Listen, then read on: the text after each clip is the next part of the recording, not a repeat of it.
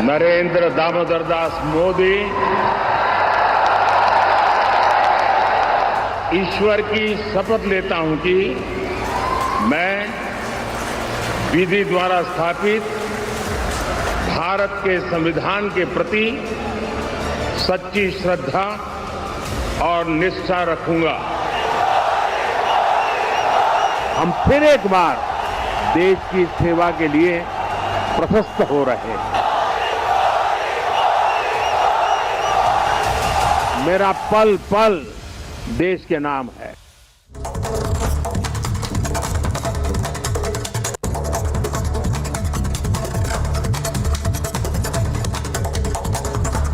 नमस्कार, आपके साथ मैं हूं सुजाता कुकरेती। आप देख रहे हैं अपना फेवरेट शो महाभारत, और महाभारत में आज बात होगी मोदी 3.0। किसको क्या मिल रहा है, नरेंद्र मोदी ने अपने किस मंत्री के लिए कौन सा मंत्रालय चुन कर रखा है। आज एक प्रचंड आरंभ हुआ है। नरेंद्र मोदी अपनी कैबिनेट के साथ इस वक्त एक बैठक कर रहे हैं। यह कैबिनेट की पहली बैठक है। बड़ी खबर सबसे पहले आपको बता दें, नरेंद्र मोदी की कैबिनेट की पहली बैठक की तस्वीरें आ गई हैं, और इस बैठक के बाद कयास ये लगाए जा रहे हैं कि सभी मंत्रियों के पोर्टफोलियो भी सामने आ जाएंगे। कौन सा मंत्री किस मंत्रालय को संभालेगा, उसकी तस्वीर भी सामने आ जाएगी। आपको ये तस्वीरें दिखा रही हूं। नरेंद्र मोदी अपनी इस ब्रांड न्यू कैबिनेट के साथ इस वक्त एक मंथन करते हुए, एक बैठक करते हुए प्रधानमंत्री आवास पर यह बैठक चल रही है।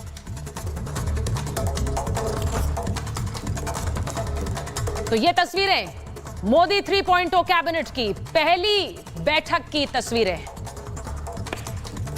और आज महाभारत में आपको बताने वाली हूं कि मोदी के किस मंत्री को क्या मिलेगा। क्या टॉप 4 में कोई बदलाव नहीं होगा, या उसमें किसी नए चेहरे की एंट्री हो सकती है। नरेंद्र मोदी सरप्राइजेस के लिए जाने जाते हैं, क्या आज वो होगा, सवाल ये है। इसी के साथ महाभारत में आपको यह भी बताऊंगी कि योगी आदित्यनाथ दिल्ली में थे।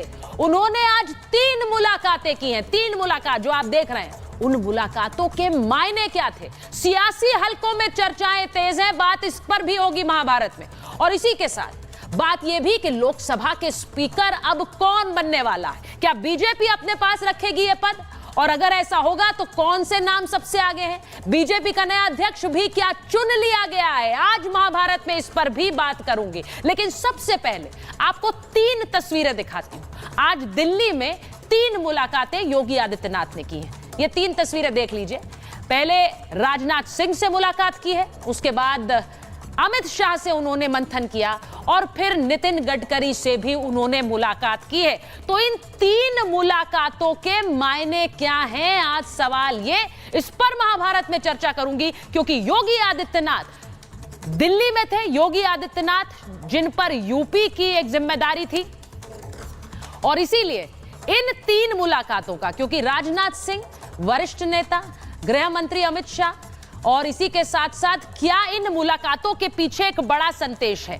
क्या यूपी की हार पर आज मंथन हुआ है, बात महाभारत में इसको लेकर करूंगी। इसी के साथ क्या सूबे में कोई बड़ा फेरबदल होने वाला है, सवाल इसलिए पूछ रहे हैं क्योंकि इन 3 मुलाकातों के बाद सीधे योगी आदित्यनाथ वापस यूपी गए हैं, और कल एक बड़ी मीटिंग लेने वाले हैं। क्या उस बड़ी मीटिंग में अपने मंत्रिमंडल के साथ वो बैठक करने वाले हैं, तो क्या उस मंत्रिमंडल की बैठक में कोई बड़ा संदेश वो दे सकते हैं, सवाल ये भी। और सवाल ये भी कि क्या नए अध्यक्ष पद पर भी चर्चा हुई है, क्योंकि जिन लोगों से मुलाकात की है, नितिन गडकरी, राजनाथ सिंह और अमित शाह, ये तीनों ही पार्टी के अध्यक्ष अलग अलग समय पर रह चुके हैं। ये तीनों ही पार्टी के वरिष्ठ नेता हैं। इसे एक शिष्टाचार मुलाकात कहा गया, लेकिन इन मुलाकातों के पीछे के मायने समझे जा रहे हैं, और उस पर आज महाभारत में बात करूंगी मैं। योगी आदित्यनाथ बहुत बहुत इंपॉर्टेंट फिगर है बीजेपी के लिए। और आज मंत्रिमंडल की पहली बैठक हो रही है, उस दौरान इस पर भी बात करूंगी। लेकिन पहले देख लीजिए, एक तरफ ये मुलाकातें, लेकिन दूसरी तरफ जो आज का बड़ा मंथन है, मोदी कैबिनेट ने अपना काम शुरू कर दिया है। ये रिपोर्ट देखिए।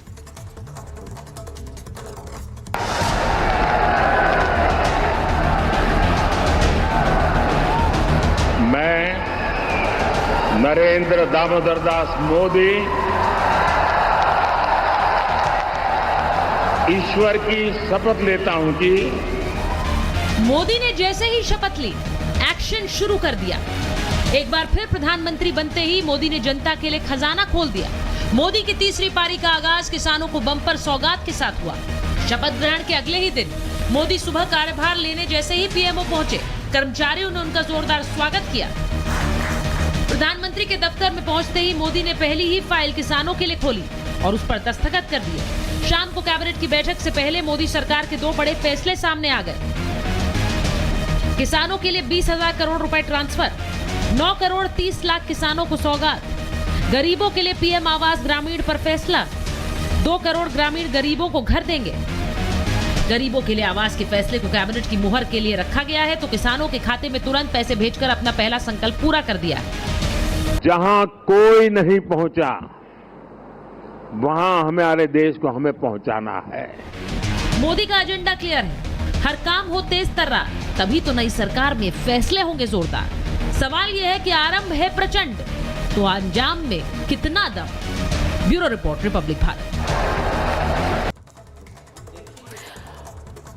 और बड़ी खबर आपको बता दूं, मैं अपने मेहमानों का परिचय आपसे कराऊं उससे पहले बता दूं कि कैबिनेट बैठक में गरीबों पर बड़ा फैसला संभव है। गरीबों के हित में कई बड़े फैसले होंगे। अगले 100 दिनों का एक्शन प्लान तैयार हो रहा है।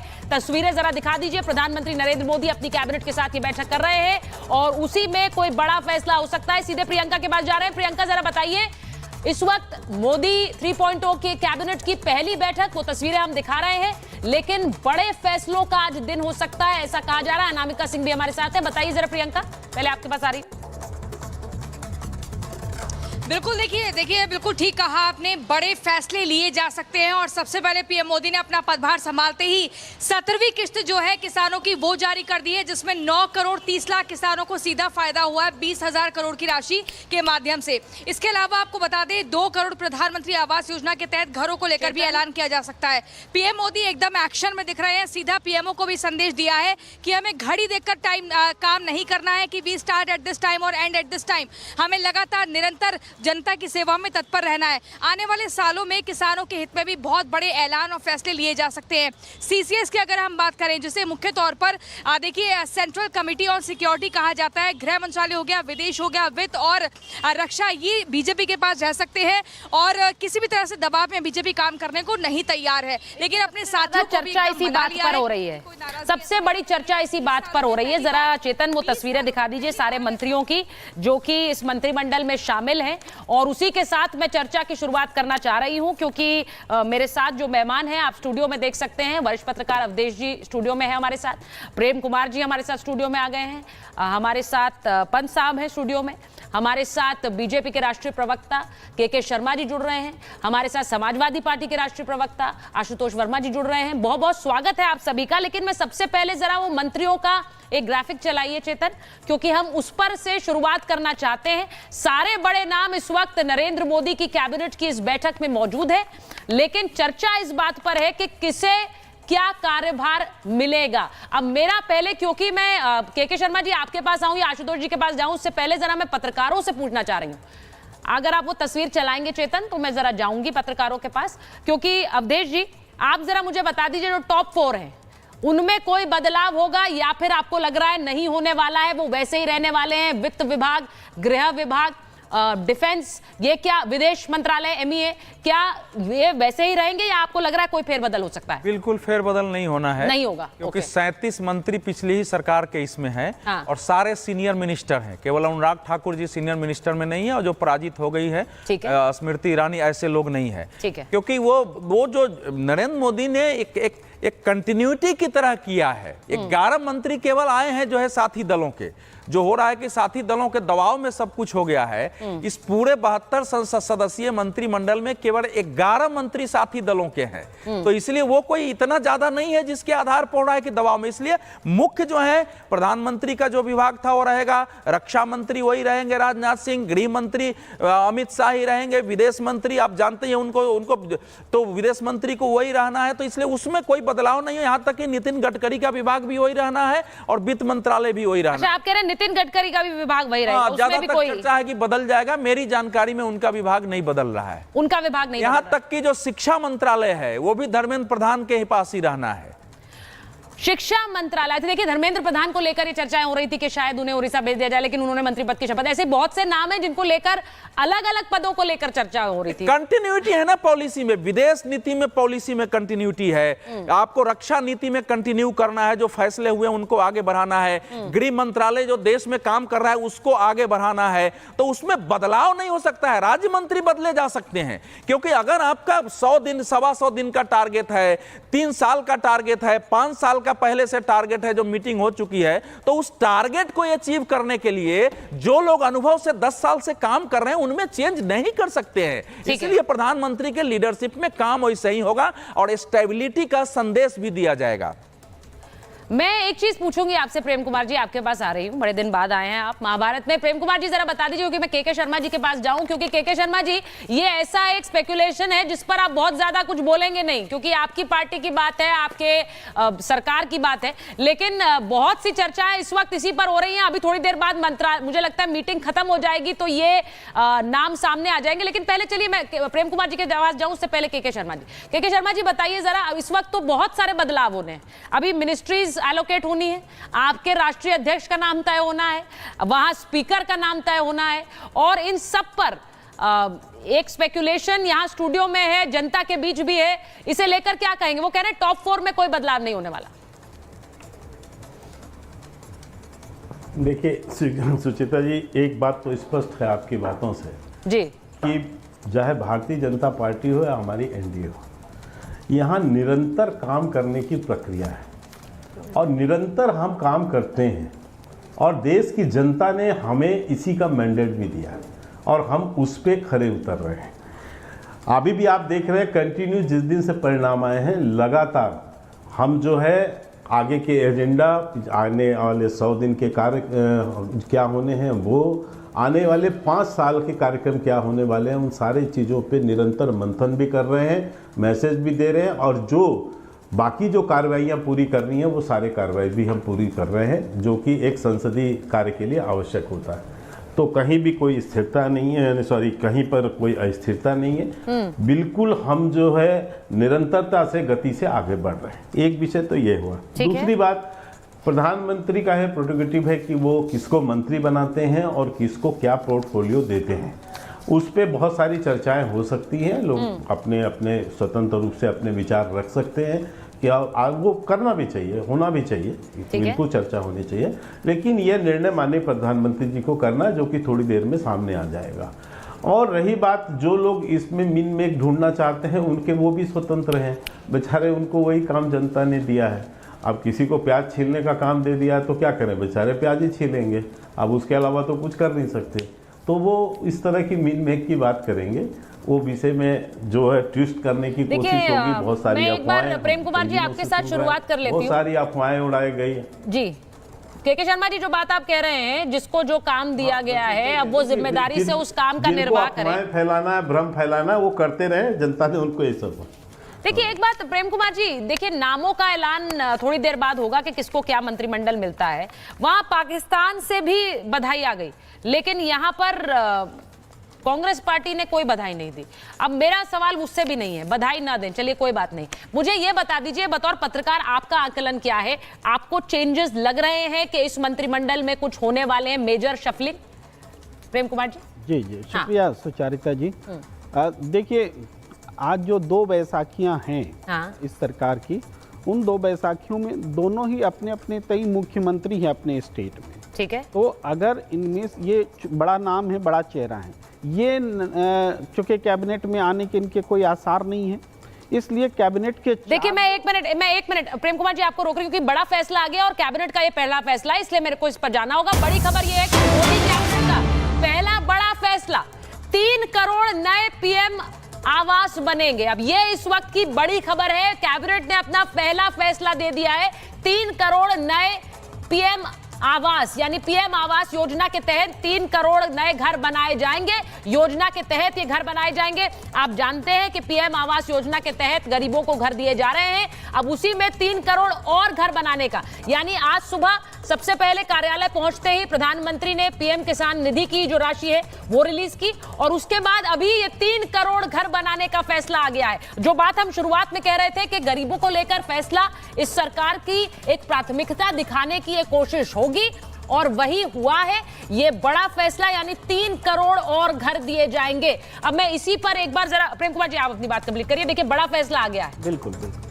देखिए मैं अपनी बात पूरी कर रहा था जी। कि दोनों मुख्यमंत्री नीतीश कुमार या चंद्रबाबू नायडू, ये लोग दोनों तो मंत्रिपरिषद में जा नहीं रहे हैं, तो इसलिए वो जो प्रमुख सीसीएस वाले डिपार्टमेंट हैं प्रमुख, उसमें एंट्री की कोई गुंजाइश नहीं है, एकदम से सुरक्षित हैं। अब ये दोनों नेता भी नहीं चाहेंगे कि हमारे यहाँ से कोई ऐसा व्यक्ति जाए जो जाके गृह मंत्री बने और रक्षा मंत्री बने और तमाम, जाहिर बात है।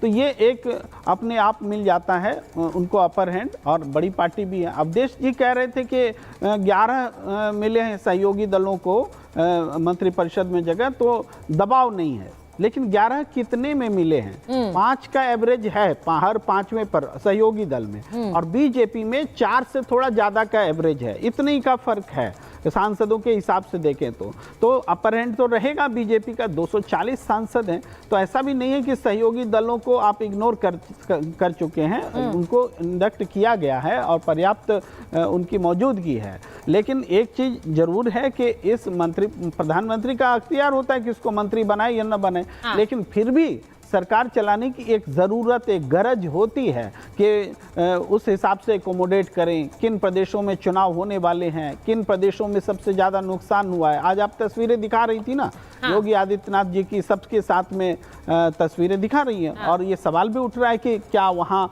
जो हुआ है फैसला उसके लिए किसी को पनिश भी किया जाएगा? क्या वो पनिश किसको किया जाएगा? संगठन के भीतर कोई पनिश होंगे या सरकार के भीतर, यूपी की सरकार में कोई पनिश? देखिए योगी आदित्यनाथ की तस्वीरें दिखा दीजिए जब वो बात कर रहे हैं। आपने ये बात सही कही, क्योंकि योगी आदित्यनाथ दिल्ली में थे, उन्होंने अहम मुलाकातें की हैं। वो शिष्टाचार मुलाकातें उन्हें कहा जा रहा है, लेकिन हम उसके पीछे की जो कहानी है वो पढ़ने की कोशिश कर रहे हैं, जो कि बहुत समझने वाली बात है कि उनके पीछे की कहानी क्या है। अब एक बार मैं आशुतोष वर्मा जी के पास चली जाती हूं। आशुतोष वर्मा जी, बड़ा फैसला सरकार ने ले लिया है, 3 करोड़ और आवास पीएम आवास योजना के तहत, और प्राथमिकता भी अपनी सेट कर दी है। अब भले ही बहुत से अभी चेंजेस होने हैं, पोर्टफोलियोज एलोकेट होने हैं, बीजेपी का राष्ट्रीय अध्यक्ष भी अभी तय होना है, नया अध्यक्ष, वहीं स्पीकर का नाम भी तय होना है, लेकिन इन सब के बीच बीजेपी संदेश दे रही है हमारा काम जारी रहेगा। नहीं, देखिए पहले तो राष्ट्रीय जनतांत्रिक गठबंधन को बधाई, क्योंकि उनकी सरकार बन गई है, चाहे बैसाखियों के साथ भी, लेकिन सरकार बन गई है। तो कम से कम हम ये तो नहीं बोलेंगे कि हम अकेले ही काफ़ी हैं। अब इस देश में जो डेमोक्रेटिक प्रोसेस है उसको मानेंगे। अभी मैं सुन रहा था, कॉन्टिन्यूटी की बात कर रहे थे, मुझे याद आ रहा है मेरे उत्तर प्रदेश से ही कितने कैबिनेट मंत्री और मंत्री हार गए हैं, चाहे वो स्मृति ईरानी हो, चाहे संजीव बलियान हो, या फिर साध्वी निरंजन ज्योति हो, या मुझे याद आया आज कृषि पे कुछ हुआ है तो कृषि मंत्री ही हार गए हैं 1.5 लाख से, फिर राजीव चंद्रशेखर हार गए हैं। तो बदलाव तो होगा, लेकिन ये बदलाव प्रधानमंत्री या एनडीए का काम है, वो करें। देखिए हम इतना ज़रूर जानते हैं कि इस बार देश ने जनादेश जो है विपक्ष के साथ में दिया है, और कहीं ना कहीं भारतीय जनता पार्टी को नकारा है। ठीक है, स्पष्ट बहुमत नहीं मिला, ना एनडीए, ना भारतीय जनता पार्टी को, ना इंडिया अलायंस को, किसी को। लेकिन ये जरूर है कि मजबूत विपक्ष, और जो लोग दम भरते थे कांग्रेस मुक्त भारत या विपक्ष मुक्त भारत का, उनको आईना दिखाया है कि इस देश में एक मजबूत लोकतंत्र रहेगा, और इस देश में मजबूत लोकतंत्र रहेगा वो किसी को ख़त्म करके नहीं हो सकता है, वो सबको साथ में लेके हो सकता है। और मुझे लगता है कि मोदी 3.0 को ये बात समझ में आ गई है, और शायद जो मंत्रियों का एलोकेशन आज या कल हो जाएगा, इसमें देरी भी वही है। अभी मैंने सुना कि एनसीपी के प्रफुल्ल पटेल ने मना कर दिया है कि हम राज्य मंत्री नहीं बनेंगे। दूसरा ये भी सुना है कि जिसको कल मंत्रिपरिषद दे दिया है कि जो MP जीत के आए केरला से, सुरेश गोपी जी, उन्होंने मना कर दिया कि हमको जल्दी मुक्त कर दीजिए, मैं तो मंत्री बनना नहीं चाहता हूँ। नहीं, उन्होंने उसके बाद खंडन भी कर दिया है। और ये आशुतोष जी, उसके बाद उन्होंने खंडन भी कर दिया है कि कोई मीडिया हाउस मेरे को लेकर गलत खबर चला रहा है, ऐसी खबरें प्लीज फैलाएं मत। तो वो आगे वाली खबर आपको मैं बता देती हूँ। तो देखिए, मुझे ये लगता है जो भी हमारे पास खबर थी मैंने बता दिया। नहीं, आगे की खबर मैंने बता दी, लेकिन ये देखिए गठबंधन है, ये तो बीजेपी भी जानती है गठबंधन में काम करना। देखिए पिछले 10 साल से वो कंप्लीट एक फ्रीडम के साथ काम कर रहे थे। शायद अब गठबंधन में थोड़ी सी उनको अड़चने आएंगी, लेकिन मौजूदा समय में इस वक्त जो एक खाका खींचा है उसमें एक एनसीपी वाली अड़चन जो कि प्रफुल्ल पटेल ने बात कही, मुझे लगता है उसके अलावा जो है पीयूष पंत जी, कोई ऐसी बड़ी अड़चन आपको लग रही है? क्योंकि देखिए अभी स्पीकर का पद तय होना है और स्पीकर के पद को लेकर बहुत से कयास लगाए जा रहे हैं, मैं उस पर भी आऊंगी, लेकिन पीयूष जी पहले आप बोलिए, आपका आकलन।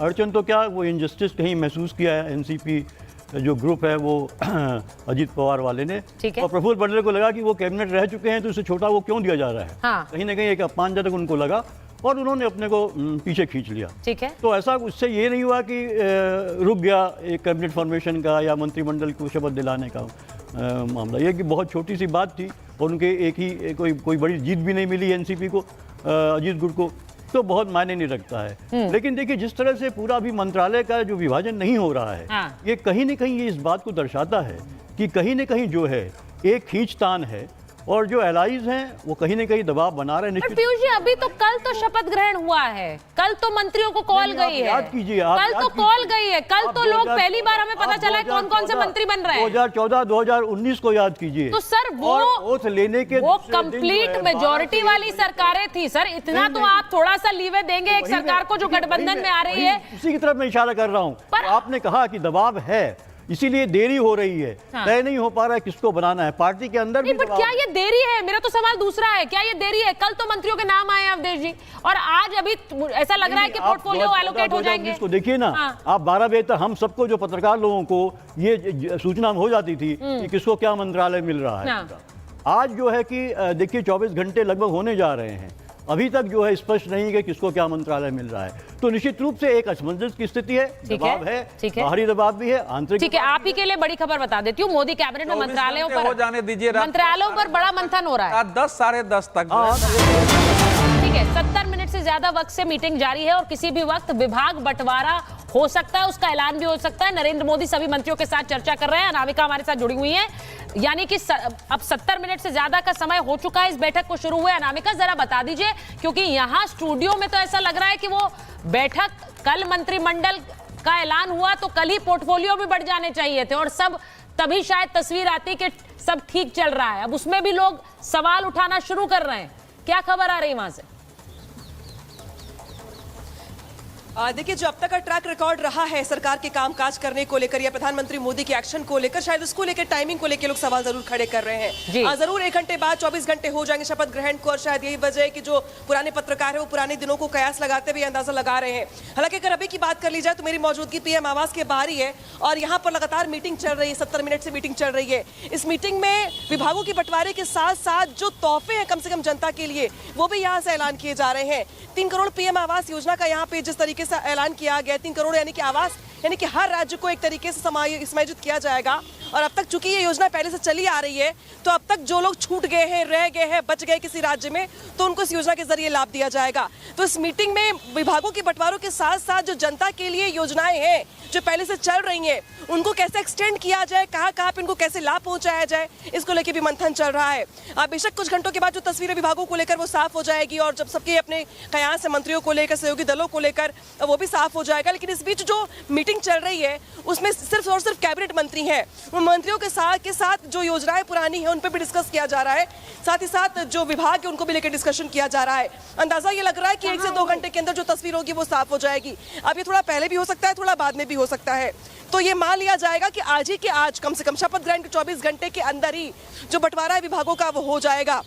अब इसके अलावा जो बाकी अन्य योजना जिसका मैं जिक्र भी कर रही थी किसानों के लिए, एक बार मैं जरा दर्शकों को ये भी बता दूं कि आज अगर मंत्रालयों का ऐलान होगा, अगर आज मंत्रालयों का ऐलान होगा तो आज स्पीकर को लेकर भी चर्चाएं हो रही हैं। और स्पीकर के कौन कौन से नाम सामने आ रहे हैं, जरा उसके बारे में एक बार बता देते हैं कि कौन कौन से चेहरे ऐसे हैं। अब सबसे पहले बात हो रही है लोकसभा स्पीकर कौन बन सकता है। ओम बिरला का नाम इसलिए आ रहा है, 17वीं लोकसभा के वो अध्यक्ष थे, लेकिन ऐसा बलराम जाखड़ के बाद नहीं हुआ है कि एक स्पीकर को फिर से उन्होंने रिपीट किया हो। लेकिन बतौर स्पीकर उनका काम बेहतर रहा है। अभी मंत्रिमंडल का वो हिस्सा भी नहीं बने हैं क्योंकि उनका नाम चल रहा था, साफ छवि है, सौम्य व्यवहार है। ये ओम बिरला के बारे में आपको बता रही है। लेकिन एक नाम जो चल रहा है डी पुरंदेश्वरी का, आंध्र प्रदेश बीजेपी की अध्यक्ष, और उनके बारे में जो इंपॉर्टेंट बात वो ये कि वो चंद्रबाबू नायडू की पत्नी की बहन है, यानी कि वो टीडीपी संस्थापक एनटीआर की बेटी हैं। और इसीलिए उनके नाम पर अगर बीजेपी मोहर लगाती है तो कहा जा रहा है कि टीडीपी भी सहमत हो सकती है, क्योंकि उनकी एक बड़ी भूमिका रही इस गठबंधन को बनाने में, यानी टीडीपी और बीजेपी वाले गठबंधन को बनाने में। लेकिन इसके अलावा यह भी हो सकता है कि घटक दल से कोई व्यक्ति स्पीकर बने, टीडीपी से कोई हो सकता है, क्योंकि टीडीपी ने मांग की है स्पीकर पद की। और नायडू खेमे ने खुलकर मांगा है कि जैसे अटल बिहारी वाजपेयी की सरकार में था, इसमें भी स्पीकर टीडीपी से हो। लेकिन नीतीश खेमे को भी क्या दिया जा सकता है, ना आपकी ना हमारी, इस पर भी चर्चाएं हो रही। अब इसको लेकर मैं सबसे पहले के शर्मा जी आपके पास आ जाती हूं।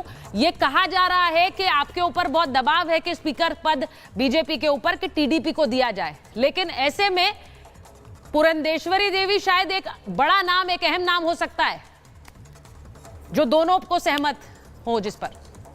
देखिए सुचेता जी, मैंने पहले ही कहा कि अफवाहों और कयासों पे हम जवाब नहीं दे पाए। और मुझे तो बड़ा आश्चर्य है कि यहाँ बताया जा रहा है कि जो बैठकें हो रही हैं उसमें सीटों का बंटवारा हो रहा है, जैसे ऐसा हो रहा हो कि आपको ये मंत्री पद दिया, नहीं मैं ये नहीं लूँगा, मैं ये नहीं लूँगा। ये बच्चों का खेल है क्या? यदि इतने सीनियर पत्रकार बैठ के यदि ये ज्ञान दे रहे हैं तो मैं उनकी पत्रकारिता पे क्या कर सकता हूँ। ये बैठक जो हो रही है, ये बैठक कार्य की योजनाओं के संदर्भ में हो रही है। एक टिप्पणी और मैंने कर दूं, फिर एक लाइन बोलता हूँ। जी। अभी मैं आंकड़े गिना रहे थे कि ये 243 और ये वो, पता नहीं कौन सी स्कूल से मैथमेटिक्स इन्होंने पढ़ा है, सपा के प्रवक्ता ने। इनको 40 और 243 में अंतर समझ में नहीं आता, 99 और 243 में अंतर नहीं समझ आ रहा है कि कौन पार्टी बड़ी है और कौन पार्टी छोटी है, किसको वो मिला है। और ये कह रहे हैं नहीं जनादेश इनको नहीं मिला है, इनको 40 पे जनादेश मिला है, 40 सीट जीत के 99 सीट जीत के कांग्रेस का जनादेश है, 243 सीट जीत के हमारा नहीं है। जबकि पूरे विपक्ष की यदि आंकड़े मिला ले तो हमसे 243 से ज़्यादा नहीं, लेकिन भाजपा को जनादेश नहीं है साहब। अब ये बड़ा कौन सी स्कूल की गणित पढ़े मुझे तो नहीं समझ आता। लेकिन मैं एक प्रश्न कर रहा हूँ कि यहाँ मंत्रिमंडल सारी चीज़ें हो रही हैं, लगातार हो रही, और ये ऐसा नहीं होता है कि जब कैबिनेट की बैठक बुलाई जाती है तो वहां पर सीटों उसके विभाग बांटे जाते हैं। सुचिता जी, वहां पर कार्यक्रम, आगामी योजना जो आपने ही बताया कि सुबह किसानों को वो दिया है, अभी जो है 3 करोड़ मकान की बात वहां पर जो है पक्के मकान की है, ये योजनाओं पे चर्चा है। लेकिन एक प्रश्न मैं पूछना चाहता हूँ, शायद आपको भी वो प्रश्न उठाना चाहिए जी। 3 दिन पहले एक बैठक हुई कांग्रेस की, इनके सहयोगी दल की, ठीक है, और उसमें एलओपी चुनने की बात आई। यस, बकायदा घोषणा हुआ कि इन्होंने राहुल गांधी का नाम जो है प्रपोज किया है, इन्होंने समर्थन प्रस्ताव रखा है, इन्होंने समर्थन। केशव वेणुगोपाल खड़गे जी बाहर आके प्रेस कॉन्फ्रेंस किए हैं और फिर यह कहा गया है कि उसमें राहुल गांधी ने कहा है कि मैं इसमें विचार करूंगा। 3 दिन से वो शाहजादे विचार कर रहे हैं। एक दोनों अभी जो पत्रकार बंधु बैठे हैं वो एक बार भी ये नहीं पूछ पा रहे हैं कि आखिर 3 दिन से जो शाहजादे का प्रस्ताव है बैठक में, जिसको कि उनको कहा गया है, वो उसका निर्णय नहीं कर पा रहे हैं। हम तो सैकड़ों निर्णय करके आगे बढ़ गए और आगे जा रहे हैं जनता के निर्णय करने। क्वेश्चन है, तो ये हालात विपक्ष के बने हुए हैं। जी से और पंत साहब से अभी भी शाहजादे निर्णय में नहीं है। तो मुझे आपसे ऑपोजिशन की बात जो बात कह रहे हैं वो प्रेम कुमार जी, ये तो बात सही है कि भाई केसी वेणुगोपाल ने कहा कि हमने उनसे आग्रह किया है वो लीडर ऑफ ऑपोजिशन बने, यही बात मल्लिकार्जुन खड़गे भी कह रहे हैं, लेकिन उस पर फैसला अभी तक नहीं हो पाया। वो कह रहे हैं कि कांग्रेस खेमे में तो फैसले हो नहीं रहे, लीडर ऑफ ऑपोजिशन को लेकर उस पर विचार हो रहा है। यहाँ पर ये बड़े फैसले हैं और देश को लेकर बड़े फैसले हैं कि मंत्रिमंडल कौन कैसे संभालेगा, उस पर आप कल मंत्रिमंडल का चेहरा सामने आया, आपने कहा कुछ घंटे हो गए अभी तक नाम ही आपने बताया ही नहीं नाम। ना कैबिनेट बताई। देखिए सुचारिता जी, आपके प्रश्न से पहले एक टिप्पणी कि पत्रकार किस पत्रकारिता से कहां से आ गए हैं, विपक्ष को अंक गणित गिनती नहीं आती है, और इस तरह का जो भाव है ना उपहास उड़ाने का, ये प्रवृत्ति ही भारतीय जनता पार्टी के पतन का कारण बनी है कि जो 303 थी वो 240 पर आ गई। और आज बैसाखी के साथ आप देखिए, बीच में मत बोलिए प्लीज, हम समझ लेंगे, प्लीज प्लीज बीच में मत बोलिए, आप बोलिएगा, समझ लेंगे, आप प्लीज बोलिएगा, आप उसका ज्ञान मत दीजिए। अरे हम कौन होते ज्ञान तो आपके हाथ में, आप दुनिया को दीजिए, आप दे रहे हैं, हम कहा, हम तो अपनी बात रख रहे हैं। नहीं प्रेम कुमार जी, देखिए मैं एक चीज बोल दूं और आपके हक में बोलूंगी, लेकिन वो अवधेश जी के हक में भी होगा कि उनको कितनी बातें सुननी पड़ती हैं, अवधेश जी को पूछ लीजिए जरा। तो ये मुझे ऐसा लगता है कि पत्रकारों पर वैसे भी टिप्पणी नहीं होनी चाहिए, I completely agree with you, लेकिन अवधेश जी पर नहीं होती है क्या दूसरे खेमे की तरफ से? क्यों होती है ये सवाल आपको भी उठाना चाहिए, फिर आपका सवाल वैलिड होगा। अब आगे बढ़िए प्लीज। नहीं, मैं तो बात रख रहा हूं अपनी, मैं चाहता हूं कि मुझे बात रखने दीजिए। नहीं बोलिए ना, बस वही मैंने एक बात रखते हुए कही। उसके बाद अब आप आइए कि जैसे प्रश्न था नेता प्रतिपक्ष का। नेता प्रतिपक्ष की घोषणा आमतौर पर सदन स्टार्ट होने से पहले हुआ करती है, ये होता है। और इस बार कांग्रेस में चूंकि वो संख्या आई है जिसमें वो नेता प्रतिपक्ष हो सकते हैं, तो उन्होंने एक CWC में पास किया है, राहुल गांधी को फैसला लेना है। इस फैसले, ये कोई जनता से जुड़ी हुई नीतिगत कोई फैसला नहीं है। लेकिन आज जो नरेंद्र मोदी जी की अभी जो बात ब्रेकिंग कर रहे हैं, ब्रेकिंग बता, सुन लीजिए आप बोलिएगा, प्लीज बोलिएगा, मैं बहुत समय नहीं ले रहा हूँ, मैं हंस सकता हूँ आपके बोलने ही नहीं देंगे इस तर्क पे, तो मैं हंस ही सकता हूँ। आप सुनिए ना, इतनी तो अनुमति दे दीजिए मुझे। आप सुनिए, अभी जो बैठक हो रही मोदी जी की, जो बैठक ले रहे हैं, विभाग बंट रहे हैं, नहीं बंट रहे हैं, लेकिन अभी विभाग बटे बगैर फैसला का ऐलान हुआ है 3 करोड़ मकान का। भाई कायदे से तो आपने बांट लिया होता, तब ऐलान होता, कैबिनेट की बैठक में फैसला होता। कैबिनेट तो अभी बैठ, तो ये कैबिनेट की बैठक नहीं है क्या प्रेम कुमार जी? अभी विभागों का बंटवारा बाकी है। हाँ ठीक है, विभागीय मंत्री भी कर सकते थे ये, लेकिन ये पीएम आवास योजना है ना, आप बोलने नहीं देंगे। नहीं, मैं आपसे पूछ रही हूँ ना भाई, सवाल तो मैं करूंगी ना। आप कह रहे हैं कि भाई कैबिनेट पोर्टफोलियो नहीं दिए तो क्या पीएम आवास योजना का ऐलान नहीं कर सकते हैं? वो प्रधानमंत्री कार्यालय के अनाउंस नहीं कर सकता? आप ये मुझे बताइए, अगर गलत है तो मैं पूछूंगी। नहीं, मैं कह रहा हूँ सबसे पहले तो विभागों का बंटवारा होगा ना। ठीक है, विभागों का बंटवारा हुए बगैर ऐलान हो रहे हैं, तो कहीं ना कहीं आप ब्रेक कर रहे हैं नॉर्मल प्रोसेस को, ब्रेक। क्या ये गलत है अवधेश जी? क्या ये गलत है? वो कह रहे हैं कि पहले मंत्रिमंडल अलॉट हो, उससे पहले आपने 3 करोड़ घरों की योजना का ऐलान कैसे कर दिया? किसान सम्मान निधि की भी राशि चली गई है, ठीक है, तो इसका अर्थ थोड़े, देखिए सरकार अपना काम कर रही है, विभाग आज न कल बटेगा। प्रधानमंत्री का कैबिनेट अगर बैठ के फैसला करती है तो उस किसी का विभाग का मंत्री होना कैबिनेट के लिए आवश्यक नहीं है।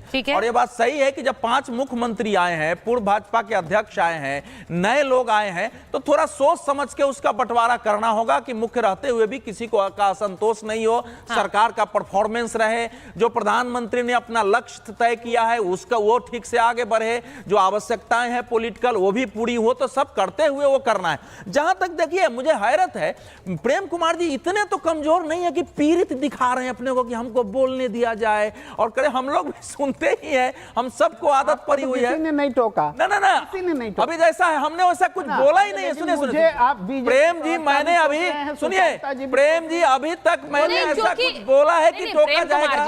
मैंने क्या बोला कि टोका जाएगा? नहीं, मैंने आपसे ये पूछा, आपने कहा ये कैसे अलॉट कर दिए, मंत्रिमंडल अलॉट नहीं किए, लेकिन मैं सिर्फ ये पूछ रही हूँ क्या ये गलत है? क्या ये बुनियादी रूप से गलत है? वही सवाल लेकर मैंने अवधेश जी से सवाल किया है। भाई जानते हैं कि ये बुनियादी रूप से गलत नहीं, लेकिन मुझे ये बताया जाए कि पार्लियामेंट्री पार्टी की चेयरपर्सन का चुनाव तो हो गया, सोनिया गांधी जी हो गई, उसको घोषणा करने में तो समय नहीं लगा। वो भले वो भी जनता से जुड़ा हुआ नहीं था, वो भी एक प्रकार से मतलब लीडर ऑपोजिशन से बड़ा ही पद माना जाएगा कि दोनों पार्टी के चेयरपर्सन बन गई। लेकिन लीडर ऑपोजिशन के लिए उसमें समस्या कहां है? प्रेम जी को भी पता है समस्या कहां हो रही है कि राहुल गांधी के जो सलाहकार हैं उनको बताते हैं कि कोई भी पद तुरंत एक्सेप्ट मत करिए, थोड़ा उसको टाइम लगाना कि हम विचार कर रहे हैं, हम सोच रहे हैं, और हो सकता है कि तत्काल हम दूसरे को घोषणा कर दें क्योंकि हमको आगे काम करना है। तो इस प्रकार से मतलब कांग्रेस ने विपक्ष में जाने के बाद भविष्य का अपना कदम क्या होगा, हमारा चेहरा कौन होगा अपोजिशन का और हमारी रणनीति क्या होगी, इस पर काम नहीं किया गया। ये इसका केवल द्योतक है। अन्यथा स्वीकारने में क्या समस्या है? ठीक है, इसमें कौन सी जनता का नहीं, अगर सोनिया गांधी जी चेयरपर्सन नहीं, सोनिया गांधी जी पार्लियामेंट्री पार्टी की चेयरपर्सन घोषित इसको नीचे कर दीजिए, तो लीडर ऑपोजिशन घोषित होने में कहां समस्या है? प्रवक्ता क्या करते हैं, जब इनसे सवाल किया जाता है तो ये अपनी स्पर्धाओं को ढकने के लिए कांग्रेस की तरफ शिफ्ट कर देते हैं। अभी सवाल ये है और मौजूद सवाल है कि ये कब आवंटन कब तक होगा, ये क्या विभागों का, उसके संबंधित बात थी। तो अपनी कमजोरियों को ये हमेशा से जो है कांग्रेस में शिफ्ट करते हैं, ये देखा गया पूरी तरीके से। अब कांग्रेस का क्या निर्णय हो रहा है, वो क्या ले रहे हैं, वो उनका पार्टी का निर्णय है, वो अपना करेंगे। आपके जो है कि पार्टी अध्यक्ष कब बीजेपी का होगा, उसके संबंधित जब हम बात करें तब जो ये बात सामने आ सकती है कि कांग्रेस क्यों ढुलमुल है, क्यों नहीं कर। अच्छा, एक बड़ी खबर आ रही है, मैं जरा वो बताऊं कि मंत्रियों और अधिकारियों के साथ बैठक में सीएम योगी का निर्देश आया है। अब सीएम योगी जिन्होंने आज 3 अहम मुलाकातें की है, उसके बाद वो वापस गए हैं यूपी। अब खाली पदों पर भर्ती प्रक्रिया तत्काल शुरू की जाए, ये कहा है योगी आदित्यनाथ ने। उन्होंने कहा है कि भर्ती बोर्ड को जानकारी भेजे विभाग और अगले 15 दिनों में जानकारी भेजें। योजनाओं के लाभार्थियों की सूची इसी महीने तैयार होनी चाहिए। अब कल मंत्रिपरिषद के साथ बैठक करेंगे योगी आदित्यनाथ और उससे पहले ये दिशा निर्देश दे दिए गए हैं। मेरा सवाल ये है कि आज जो 3 मुलाकातें हुई हैं उनके बाद बहुत से सियासी गलियारों में चर्चाएं चल रही हैं, अवधेश जी आप भी जानते हैं। मैं उस पर आना चाह रही हूं एक बार, क्योंकि जिस तरह मैंने 3 तस्वीरें दिखाई आज, लोग पूछ रहे हैं कि भाई इतनी मुलाकातें ये सिर्फ शिष्टाचार मुलाकातें हैं, क्योंकि बीजेपी के लिए उत्तर प्रदेश कितना इंपॉर्टेंट है, फिर किसी भी पार्टी के लिए उत्तर प्रदेश कितना इंपॉर्टेंट है ये सब जानते हैं। योगी आदित्यनाथ ने नितिन गडकरी से मुलाकात की, राजनाथ सिंह से मिले, अमित शाह से मिले और उसके बाद सोशल मीडिया पर भी अटकलें चल रही हैं कि इन मुलाकातों के मायने क्या है। योगी आदित्यनाथ इस वक्त आपको लग रहा है कि सबसे ज्यादा चर्चाओं के केंद्र में है अवधेश? निश्चित रूप से देखिए, इस मुलाकात के दोनों मायने थे। जो चुनाव परिणाम के बाद सरकार को किस दिशा में जाना चाहिए थे वो भी थे, इसके राजनीतिक मायने भी थे, क्योंकि इस समय इस देश में 2 प्रकार के कैंपेन चल रहे हैं। विरोधियों के द्वारा भी चल रहा है, कुछ अंदर से भी हो रहा है। वो ये हो रहा है कि अमित शाह योगी आदित्यनाथ को हटाना चाहते हैं। अमित शाह नहीं चाहते हैं कि योगी आदित्यनाथ रहें और उसमें यह चल रहा है कि योगी आदित्यनाथ दिन जो उम्मीदवार दिए उसको अमित शाह ने खारिज कर दिया और इसलिए पराजय हो गई। तो एक बड़ा कैंपेन चल रहा है इस देश में कि इन दोनों के बीच एक लड़ाई चल रही है और उसमें उत्तर प्रदेश के लोग भी शामिल हैं, यहाँ के लोग भी शामिल हैं। एक कैंपेन ये चल रहा है, एक कैंपेन इस समय ये चल रहा है कि प्राइम मिनिस्टर अमित शाह के लिए योगी आदित्यनाथ को हटा सकते हैं, क्योंकि वहां सीटें कम आई है। तो ये इन दोनों को का खंडन इस समय व्यापक जरूरी है कि इतनी करोड़ों की संख्या में ऐसे मैं ट्वीट और बाकी चीजें देख रहा हूं कि बिल्कुल एकदम या तो अमित शाह को खलनायक बना दो, एक दूसरा पक्ष योगी आदित्यनाथ को बना दो। तो इसको खत्म करने के साथ साथ कि योगी आदित्यनाथ और गृह मंत्री में कोई मतभेद नहीं, और यही सच है क्योंकि योगी आदित्यनाथ के चयन के पीछे अमित शाह की बड़ी भूमिका थी। जब योगी आदित्यनाथ जी के त्याग पत्र के बाद गोरखपुर का पहला उपचुनाव बीजेपी हारी, तब सवाल आया तो उस समय गृह मंत्री बाहर निकल के आए थे कि जो उस समय हालांकि योगी जी उस समय वो गृह मंत्री नहीं थे, अध्यक्ष ही थे, कि योगी जी लोकप्रिय नेता हैं, एक चुनाव हारने से थोड़े किसी लोकप्रियता साबित होती है, और उस समय भी रक्षा किए हैं। लेकिन एक विस्पर कैंपेन इस समय इस देश में चल रहा है, तो आए हैं। दूसरा, प्राइम मिनिस्टर से भी उनकी बात हुई थी कि आगे सरकार का परफॉर्मेंस इस ढंग से हो कि सब मिलके, कि जो भी नाराजगी थी कार्यकर्ताओं की थी, साफ दिख रहा था उत्तर प्रदेश में कि कार्यकर्ता असंतुष्ट हैं, कार्यकर्ता नाराज हैं, कार्यकर्ता उदासीन भी हैं, और उसका असर पड़ा है। क्योंकि 64 सीटें थी, अगर 34 सीटें यूपी से आ जाती केवल, और जो हारे हैं, तो बीजेपी बहुमत में चली जाती, तो नए सिरे से उत्तर प्रदेश का संगठन और सरकार का चेहरा पहले की तरह बेहतर काम करता हुआ दिखे। जो कुछ कठिनाइयां आई हैं वो समाप्त हो। देखिए आशुतोष जी अभी उन सवालों पर बात कर रहे थे जो योगी आदित्यनाथ को लेकर उठे, उन्होंने उनकी चर्चा की। लेकिन आशुतोष जी, आपको नहीं लगता इस वक्त नई सरकार है और सरकार चाहेगी सारा जो ध्यान है उनके कामकाज पर रहे, ना ही किसी कंट्रोवर्सी पर? तो इस समय सवालों को जन्म देने वाला कोई काम नहीं होगा, ऐसा मानकर चल रहे हैं। इस वक्त काम पर फोकस रहे और काम की चर्चा हो उनकी। नहीं, मुझे लगता है कि उत्तर प्रदेश में योगी आदित्यनाथ को हटाना ये इस समय कम से कम एनडीए की प्रायोरिटी में तो नहीं है, क्योंकि प्रायोरिटी में बहुत सी ऐसी चीज है नहीं, इसकी तो कोई चर्चा भी नहीं कर रहा। कैबिनेट डिसाइड हो, मंत्रिपरिषद मिला जाए, उसकी सर नहीं, जो आपने सुगबुगाहट और जो सुगबुगाहट आप लिख के चला रही हैं, तो मुझे लगता है उससे पहले कि अपनी सरकार की स्थिरता, कैबिनेट एलोकेशन और उसके बाद किस प्रकार से लोकसभा अध्यक्ष का, स्पीकर का चुना जाए, उसके बाद उत्तर प्रदेश के पहले से अध्यक्ष को चुना जाए, क्योंकि उन्होंने भी रिजाइन कर दिया है। तो भारतीय जनता पार्टी के पास अभी और बड़ी परेशानियां हैं, वो बड़ी चीजें तो नहीं लेने जानी, लेकिन मैं देख रहा था सबसे बड़ी परेशानी कौन सी है? आप कह रहे हैं बहुत सी परेशानियां हैं बीजेपी के सामने, इस नई सरकार के सामने, आपको लगता है सबसे बड़ी परेशानी कौन सी है? जरा उस पर बात कर लेते हैं। फिर सबसे बड़ी विभागों का विभाजन और सारी पार्टियों को उसमें समाहित करना, ये सबसे बड़ी परेशानी दिख रही है कि किस प्रकार से किसको क्या मंत्रालय मिलेगा, कितने कैबिनेट मिलेंगे, कितने राज्य मिलेंगे, ये सबसे बड़ी परेशानी जो दिख रही है। और शायद थोड़ी देर में साफ हो जाएगा शायद आशुतोष जी, आपको उम्मीद नहीं है कि अभी आज होगा? बिल्कुल ठीक है, मेरी बात तो पूरी होने दीजिए सुप्रिया दी, बात ले लीजिए, मैं बहुत देर की बात बोल रहा हूँ। 2014 में पूर्ण बहुमत की सरकार आई, 48 मंत्री बनाए, उसके बाद 59 बनाए और अब 72। तो ये कहीं ना कहीं अकोमोडेशन की पॉलिसी भारतीय जनता पार्टी को करनी पड़ेगी। और कुछ ना कुछ चीजें, आपको याद होगा कि जब सरकार बन रही थी उसके करीब 2 दिन पहले ही 2 बड़े वक्तव्य आए थे।